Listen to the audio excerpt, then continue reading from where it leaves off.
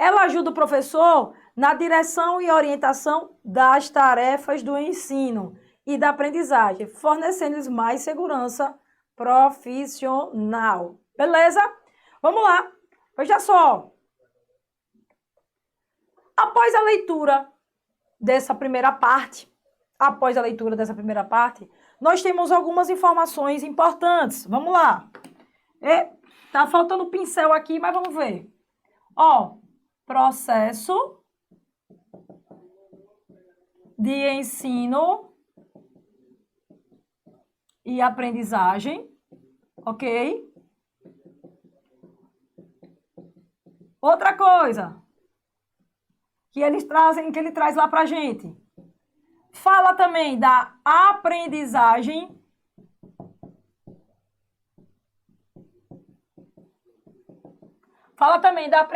significativa.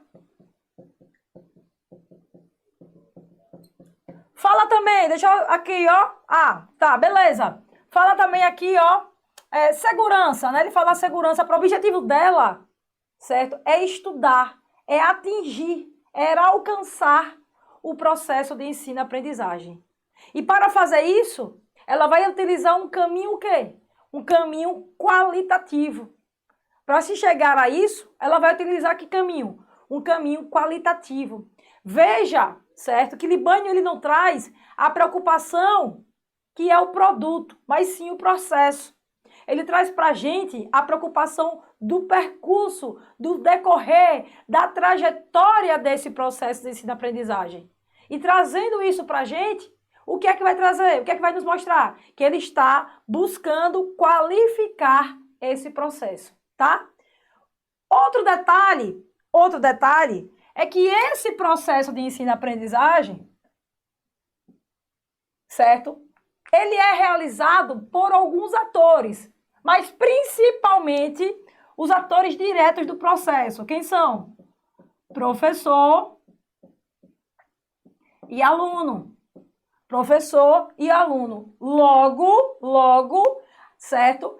O processo de ensino-aprendizagem não envolve apenas o professor, envolve o professor e o aluno. O professor e o aluno, tá? Então, o que é que vai acontecer? Se envolve o professor e o aluno, certo? O aluno vai ser ativo, assim como o professor vai ser também o quê? Ativo. Então, processo de ensino-aprendizagem. O que é a didática? Qual é o objetivo da didática? Estuda o processo de ensino-aprendizagem. Estuda o processo de ensino-aprendizagem. E aí, o que é que a gente vai ter logo? Processo não é produto. Processo é a trajetória, o percurso do caminho e aprendizagem. E, Satilana, dentro desse processo, eu vou ter objetivos, eu vou ter meios, eu vou estratégias, eu vou ter, certo? Vou ter objetivos gerais, eu vou ter objetivos específicos. O que eu vou fazer? Eu vou ter conteúdos, vou ter sequência didática. O que é que vai acontecer? Tudo isso, certo, vai ser avaliado para que se alcance o quê? O processo de ensino-aprendizagem. E aí, eu não posso esquecer que quem faz parte desse processo diretamente? Quem faz parte desse processo diretamente? Professor e aluno. E eu coloquei os dois ativos, porque os dois irão construir esse processo. O percurso do caminho da aprendizagem não é feito apenas pelo professor. Pelo contrário, é o professor e pelo aluno. Porque ele busca a aprendizagem do aluno. Certo? Se ele busca a aprendizagem do aluno, vai ter o quê? Ele vai fazer com que também ele seja avaliado. A avaliação também vai ser o quê? A avaliação bilateral. O professor vai avaliar suas ações docentes para saber o que é que ele pode alcançar. O que é que ele pode melhorar. O aluno também vai avaliar também a sua ação discente. Certo? O que é que ele pode fazer também para aprender mais. Ou seja, a didática ela traz para a gente como objetivo esse processo de ensino-aprendizagem e ele, certo? Envolvido e realizado diretamente por quem? Professor e aluno. Professor e aluno, beleza? Vamos lá mais. É sim o processo. Toda vez que eu possibilito que o meu aluno gere aprendizagem significativa, nele seja construída a aprendizagem significativa, eu estou trazendo uma aprendizagem para ele que faz sentido, que ele tem sentido, que ele encontra sentido naquilo que está aprendendo. Ele encontra sentido naquilo que está aprendendo. Ele vai aprender, sabe que não é uma aprendizagem que é de curto prazo, é de longo e de médio prazo, certo? Sabe que essa aprendizagem vai ter sentido, ou seja, ele vai entender, vai compreender o porquê está estudando aquilo, certo? E essa aprendizagem vai ficar, ainda que ele passe pelas suas etapas da educação básica, o que é que vai acontecer? A aprendizagem, ela se permanece. Por que permanece? Porque ela foi significativa. Ela não foi uma aprendizagem mecânica. Ela não foi uma aprendizagem de curto prazo, tá? A gente pode citar um grande teórico sobre a aprendizagem significativa, que é o que? O David Ausubel, tá? O David Ausubel que vai falar isso pra gente. É a aprendizagem dos sentidos, a aprendizagem do significado. Não necessariamente precisa de quê? De utilidade prática imediata. Não, eu sei que aquilo é importante, ainda que eu use isso lá para frente. Eu não use agora. Então, a didática hoje, ela busca alcançar esse processo de ensino-aprendizagem, e é claro que isso vai ser feito através de professor e aluno, tá? E aí, quando ela busca isso, ela começa a estudar, ela começa a perceber qual o melhor caminho para o aluno aprender, ela vai estar preocupada que o quê? Que aquele aluno, ele alcance o quê? Uma aprendizagem significativa, uma aprendizagem que dê sentido para aquilo que ele está aprendendo. Outra coisa que vai favorecer a aprendizagem significativa vai ser trabalhar com competências e habilidades. Trabalhar competências e habilidades, né, por competências e habilidades, vai fazer com que também favoreça, certo, a construção dessa aprendizagem significativa.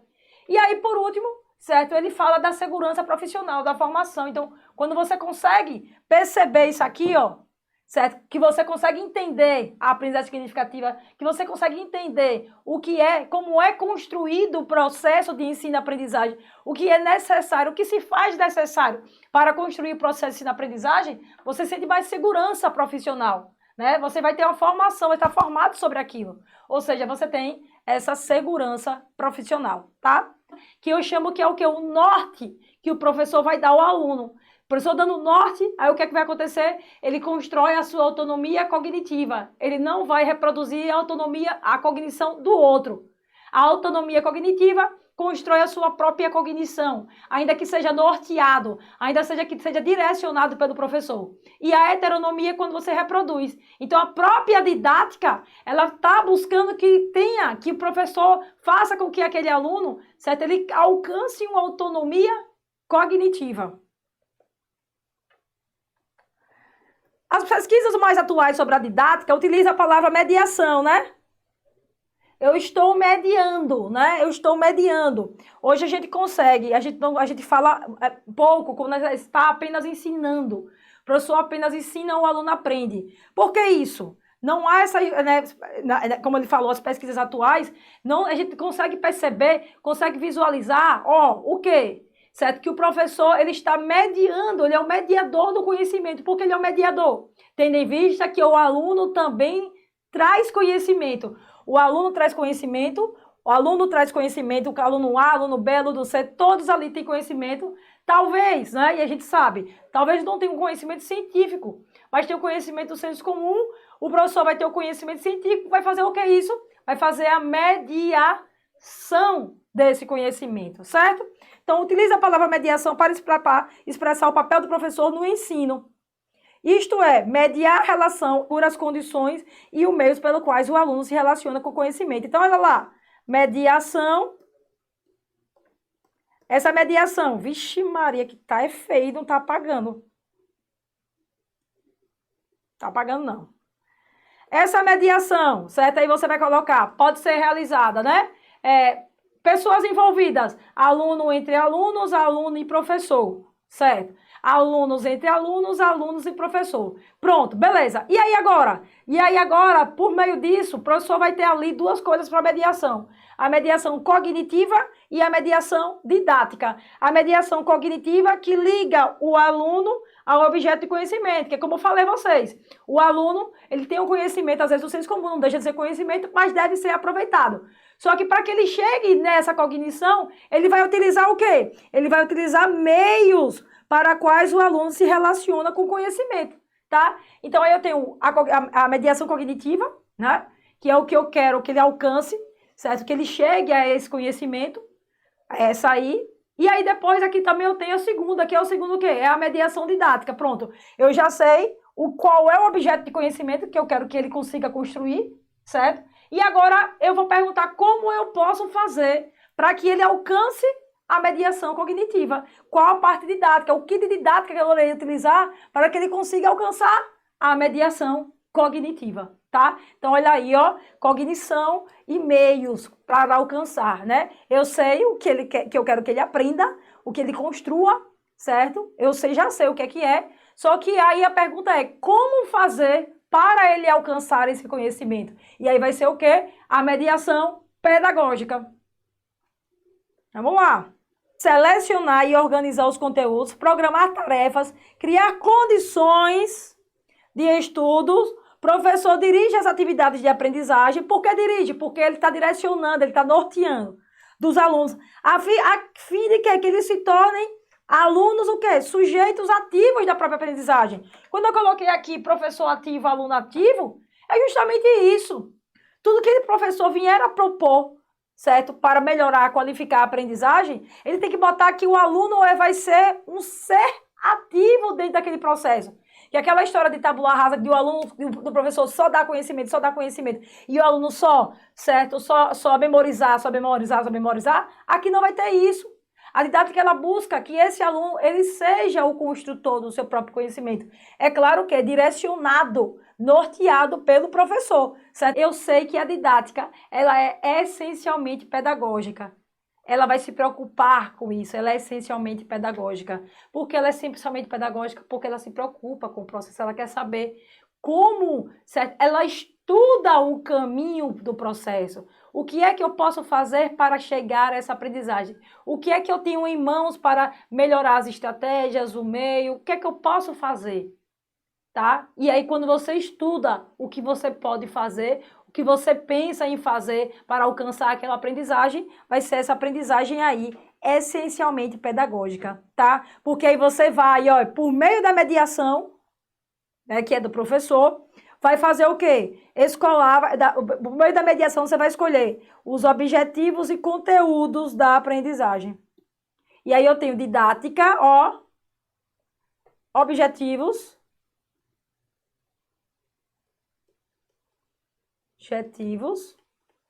e conteúdos relacionados aí à didática, certo?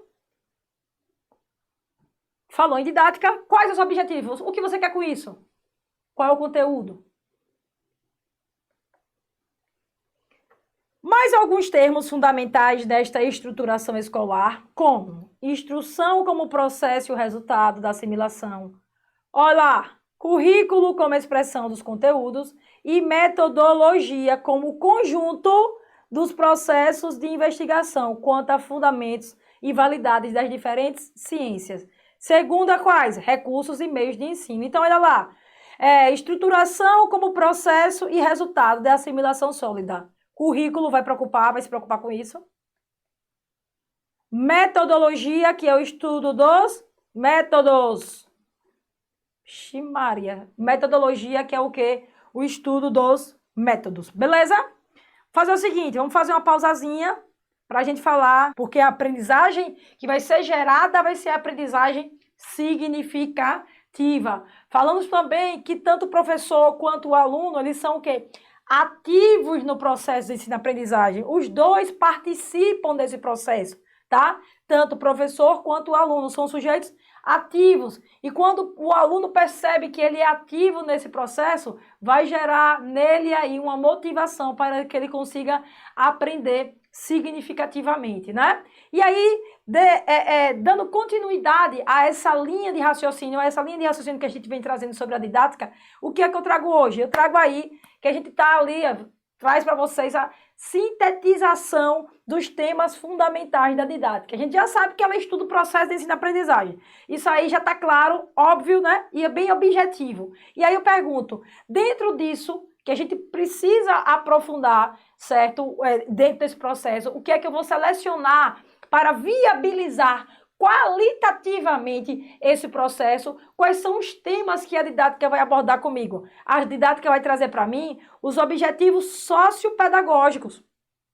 A didática vai trazer para mim conteúdos escolares. A didática traz para mim princípios didáticos. Traz para mim métodos, que a gente vê lá, ó, estudou o quê? Lembra? Metodologia. Estudo dos métodos. Aí aqui, ó, métodos. Quais são os métodos? Será que é um método da exposição oral? Será que é do trabalho independente? Será que é do estudo em grupo? E aí, depois desses métodos, eu tenho o quê? Os meios. Os meios. E aqui acima, eu vou ter o quê aqui? Eu vou ter a didática. Didática que estuda o processo de ensino-aprendizagem, certo? Dentro dessa didática, ela vai estudar os objetivos sociopedagógicos, os conteúdos escolares, os princípios didáticos, aí vem os métodos. Métodos que vem da metodologia, que também vai trazer para mim os meios. O que são os meios, gente? Os recursos. Tá? As formas organizadas do ensino, aplicação de técnicas e recursos, controle e avaliação da aprendizagem. Olha, a gente estudou avaliação da aprendizagem. Lembram que a gente estudou avaliação da aprendizagem? Então, lá no estudo da avaliação da aprendizagem, eu trouxe para vocês, certo? Que a avaliação ela estava dentro do processo de ensino e aprendizagem, né? A avaliação ela estava compondo o processo de ensino e aprendizagem. A avaliação estava compondo o processo de ensino e aprendizagem. Então aqui, quando a gente estuda a didática, o que é que vai ter? Controle e avaliação da aprendizagem também, tá? Objetivo de estudo. Falamos de competências, né? E habilidades. Certo? Vamos lá mais. A importância da natureza. Epa, botou? A importância da natureza do professor vai ser o quê? A mediação da relação cognitiva entre o aluno e as matérias. A gente também já falou sobre isso, né? A gente falou lá sobre o quê? Certo? Sobre a didática, a parte da didática, do método da didática, como a gente falou também da parte o quê? Da metodologia cognitiva, né? Libânio coloca ainda que ensinar e aprender são duas facetas do mesmo processo. Ou seja, não está lá compartimentado, de compartimento, ensinar e aprender. Não, faz parte dentro dessa composição. Os dois estão juntos, tá? Opa, volta. Se realiza em torno das matérias de ensino, sob a direção do professor. Mesma coisa, né? Sobre o que aí que a gente colocou o norteamento, o norte, né? Vamos passar. Componentes do processo. A educação, por mais simples que pareça, envolve uma atividade complexa, sendo influenciado por condições internas e externas. Olha só, eu sei que o aluno é ativo, o professor é ativo do processo, o aluno é ativo do processo, o professor é ativo do processo de ensino e aprendizagem, certo? A gente sabe isso. Mas a gente falou sobre quem está como sujeitos ativos. Só que eu não falei a vocês em nenhum momento que não teria, certo, sujeitos que não fossem tão direcionados, ou seja, ativamente, sujeitos que fizessem parte também do processo, mas que não eram considerados ativos. Eu não falei, eu disse que eles eram sujeitos ativos, são os atores principais do processo, mas há também os atores que são indiretos, mas que também influenciam a aprendizagem. Aí ele fala: por mais simples que pareça, envolve uma atividade complexa, sendo influenciada por condições internas e externas.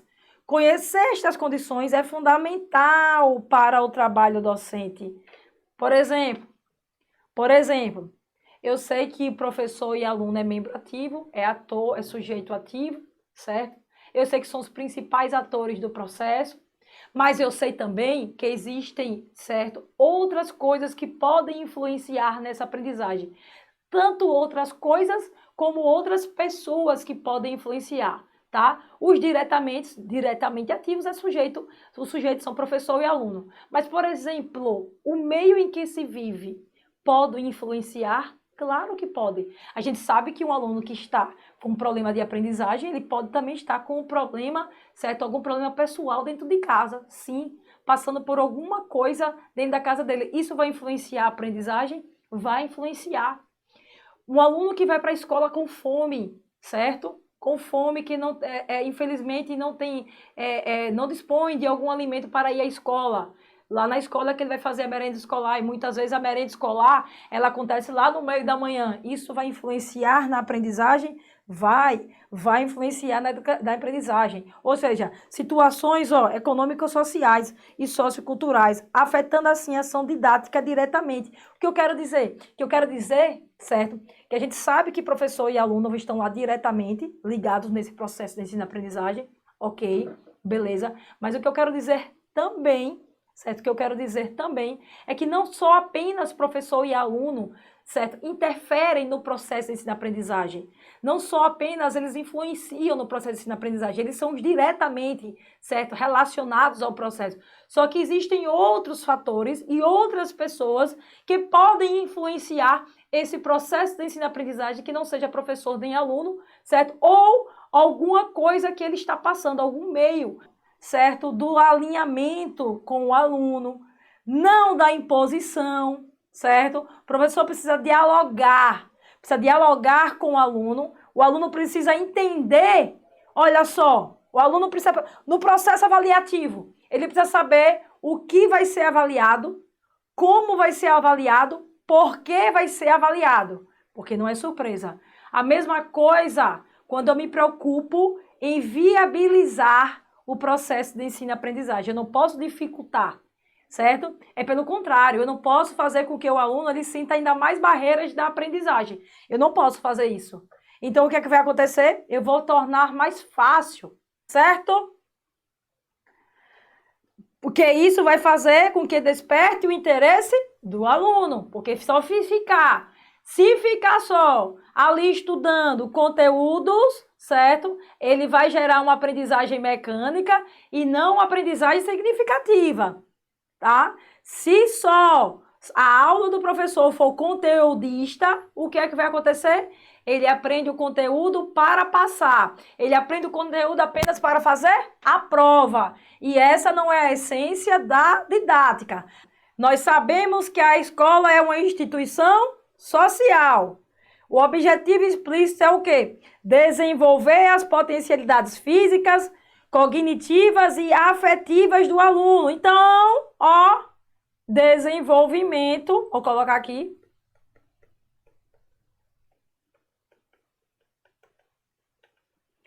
integral. Beleza? Eu tenho que ir para a escola, eu tenho que responder as questões, eu tenho que fazer isso, eu tenho que fazer aquilo, porque eu tenho que passar de ano. Não. Eu vou para a escola, porque para além de eu aprender esses conteúdos, eu estou aprendendo coisas que eu trago para as minhas práticas diárias.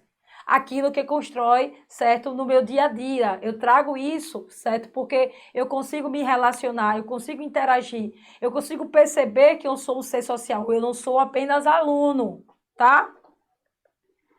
Devemos inferir, portanto, que a educação de qualidade é aquela que, mediante a qual a escola promove para todos domínio de conhecimentos e desenvolvimento de capacidades cognitivas e afetivas indispensáveis ao atendimento das necessidades individuais e sociais do aluno.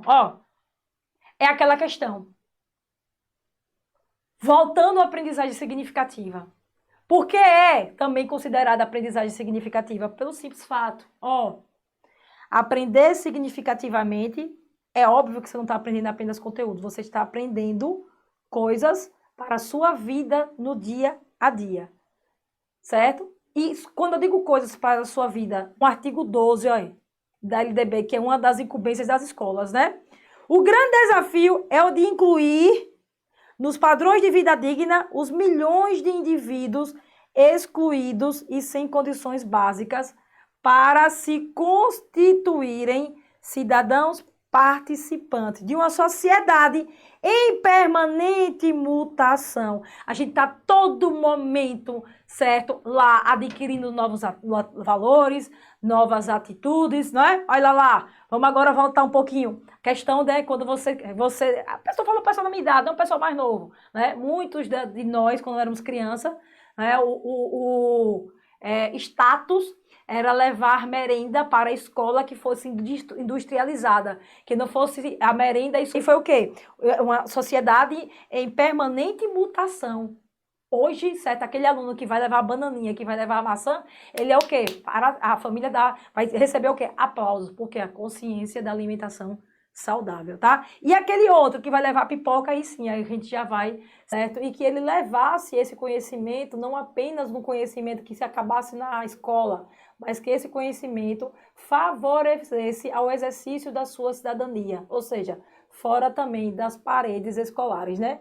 Uma escola, certo, que é voltada para esse pleno desenvolvimento do educando, né? Que a gente já sempre fala a todo momento aqui, que valoriza a construção do conhecimento, mas também enfatiza outros aspectos, por exemplo, forma de convivência, diferença, respeito à diversidade e à cultura escolar, né? É importante ressaltar a importância da unidade nas propostas e objetivos entre coordenador e gestor, pois as duas partes falando a mesma linguagem, o resultado será positivo. Olha lá, o que é que ele diz? Seguinte, nós sabemos, né, que é necessário, como ele falou, que se fale a mesma linguagem, né, que se tenha os mesmos objetivos, cada segmento tendo responsabilidade, né, com a parte que lhe cabe, só que, certo, o objetivo ser único, né? Ou seja, o gestor, que é o diretor, que é conhecido como diretor máximo, junto com o coordenador, junto com o professor, eles se complementam, certo? Eles se complementam, um vai complementando a ação do outro, porque todos querem o quê? Uma educação de qualidade. Então é necessário, certo, que essa linguagem e esses objetivos, eles realmente, de fato, eles sejam únicos, né? Para que um diga uma coisa, o outro faça outra, tá? Partindo desse pressuposto de que a escola visa explicitamente a socialização do sujeito, é necessário que adote uma prática docente diferente, uma vez que ela precisa estar em sintonia com o mundo, né? Atender, certo? Atender aí, certo? A necessidade, social, beleza? Características da avaliação da aprendizagem. Nós já vimos aqui, né, já tratamos sobre avaliação. Opa, deixa eu ver aqui. Deixa eu ver se vai agora aqui. Nós já tratamos aqui sobre avaliação, né? E ao longo da vida você é capaz de aprender, certo? Do início da vida, adolescência, idade adulta e no envelhecimento. É um processo global, certo? Por envolver todos os aspectos constitutivos da personalidade. Você aprende, né, em todas as esferas, eu falei sobre diversos prismas, então, você aprende no aspecto afetivo, você aprende no aspecto cognitivo, você aprende no aspecto social. Então, é um processo global, tá? Pessoal, porque ó, é intransferível. E aqui é que vem aquela coisa. O professor, certo? Ele dá o norte, ele direciona a aprendizagem, mas quem constrói a própria aprendizagem é você. Eu não transfiro conhecimento a ninguém, eu não dou conhecimento a ninguém. Eu crio os mecanismos necessários, norteadores, para que você construa o seu próprio conhecimento. Por quê? Porque a educação, o conhecimento, ele é o quê? Intransferível, tá? Aí ela, ele é intransferível de pessoa para pessoa, movida por concepções antigas, ter acreditado que os professores, ao ensinar conteúdos de suas aulas, levavam os alunos a aprenderem, né? É novamente aquela questão que eu disse a vocês, que a gente tinha a aprendizagem como produto, como resultado. Então, quanto mais eu der conhecimento, esse aluno vai absorver, ele vai memorizar. Não, né? Isso aí já, a didática atual, ela não acredita nisso, ela não percebe isso, então o que é que vai acontecer? Certo, o professor, ele vai criar mecanismos para que o quê? Para que aquele ser, ele construa o seu próprio conhecimento. Por isso que ele diz, certo? Que é intransferível de pessoa a nova realidade desconhecida, ainda que saibamos que a tecnologia já está aí há algum tempo, mas a gente não era tão obrigado como hoje. As gerações estavam acostumadas a utilizar somente como fonte de informação. Vai lá, tá, faz uma pesquisa, né? E tá ok. Só que com a pandemia, o que, é que a gente percebeu? Né? Muito mais do que pesquisa, ela se viu inclusive para aproximar as pessoas, né? Ainda que virtualmente, né? Primeiro vieram as ferramentas de busca, né? Como o Google, né? Aí só como ferramentas próprias também, certo? De pesquisa, como revistas eletrônicas, né? Até bibliotecas a gente tem virtuais, né? Bibliotecas virtuais. Beleza? Foi positivo, pois facilitou o acesso a diversos conhecimentos. Porém, os professores tiveram que ficar muito mais atentos aos seus trabalhos feitos no estilo copiar, colar, né? E aí é que a gente vai pesquisar as fontes.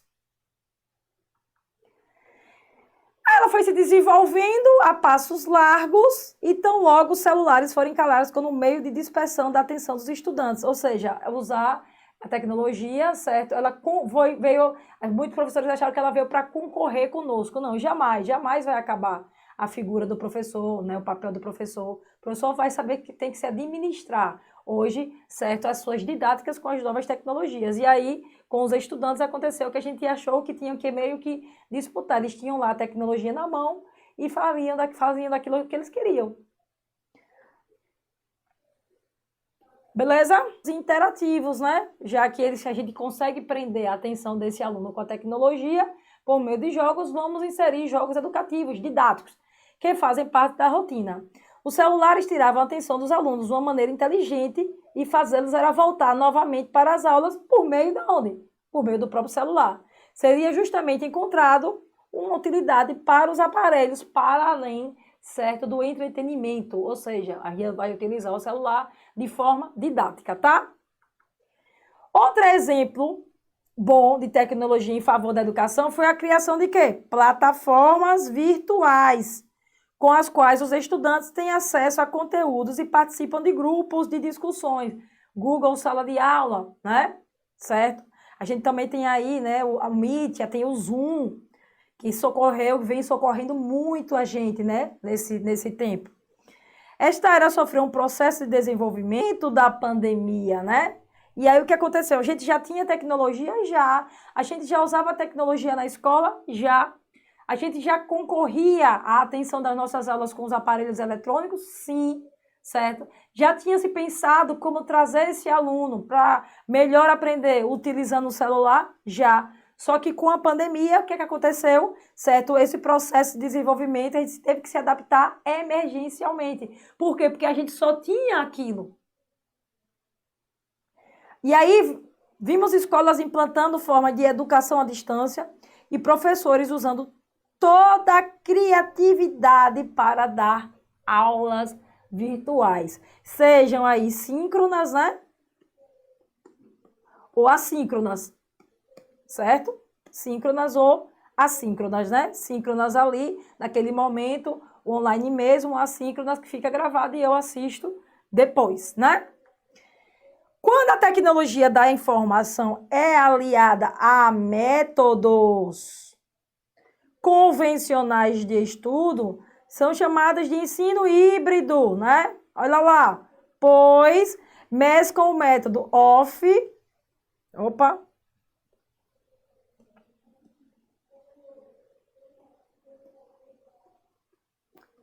o método off, certo? Com o quê? Com aquela parte de quê? Do presencial, ó. Desculpe. Monitorando que acompanha a evolução do aluno, tá? Esse off aqui, né? Então aí, ó, sem internet. Eu já estou trabalhando aqui com a responsabilidade, né, do aluno. Por quê? Porque ele vai ter o quê? Tarefas. tarefas, certo? Com prazos. Beleza? Aí já tem a questão, tá? Então aqui, a gente responde já. Eita, aqui também.